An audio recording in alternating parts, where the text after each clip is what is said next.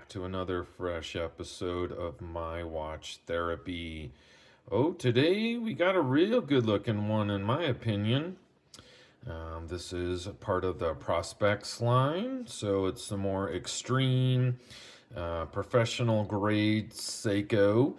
And this is the automatic diver's 200 meter, and the reference number is spb349. 349er, and this is actually a US special edition. So I don't know, maybe you can't buy this in any other country, something like that, but meant for the American market. Let's take a moment to connect.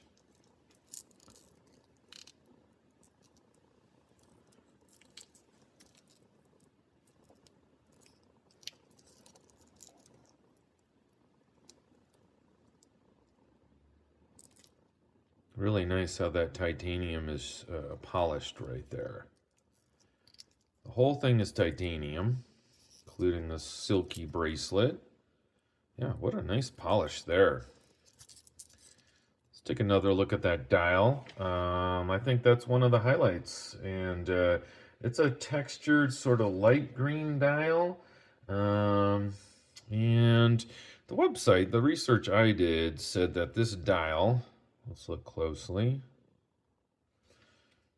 Yeah, that is very cool. I hope that's coming through. It is meant to represent, this is a good one, even for Seiko. They have a lot of interpretations. This one is meant to be reflecting underwater caves. Okay?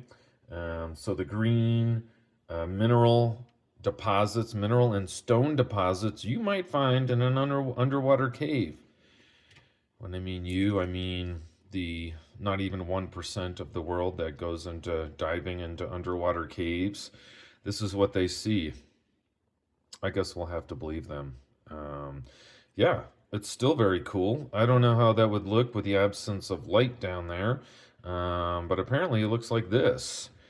And it's really cool. When you take your eye kind of out wider, you've got a multicolored bezel here. Take a moment to see that. It's kind of like this flat, silvery gray. And then more of a kind of a clear, lighter silver there with a loomed pip. Super good looking.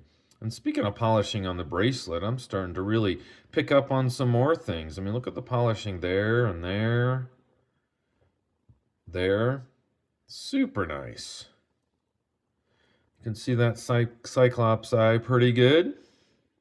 And if you see it from the side, kind of under it, it is quite small, the 27 there. So I suppose that is a useful feature. I still can't ever figure out how they get that piece of glass in there without breaking everything. I think it's pretty cool though.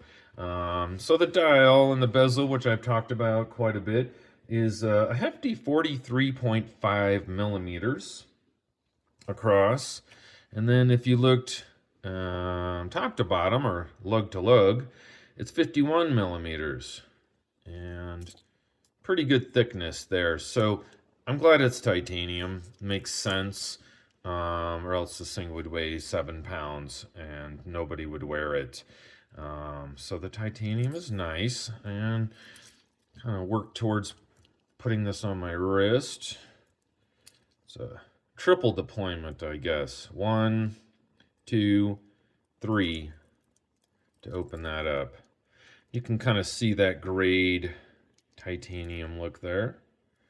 Kind of nice. And I have a 17 centimeter circumference wrist. So that's basically a little bit, it's about 6 3/4 inches. You can see it wears nicely. It's inboard of the edges of my wrist. So, you know, I think you could go down to about 6 1/4 inches. I think smaller than that, it's going to look kind of ridiculous. But it definitely wears nice and super comfortable. The case back, before I get to that, let's look. Kind of a nice shot for you. I really like this, that little polish right there. It's a nice touch. So I really like those little bits of polish, where they've chosen to put it. Just this edge here to here. I think they placed those polishes in really nice places. The case back, like I was starting to say, it's got that Prospex logo on there. It's extra comfortable. I will say that. There it is, special edition. Just super comfortable. Seiko magic, they call it. It really is. They can make anything comfortable on your wrist.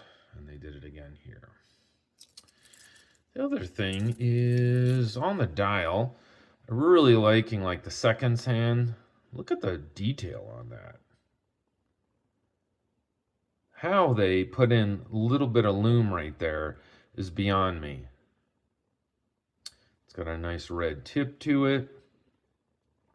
It's kind of got the Seiko monster type hands, you would say. Yeah,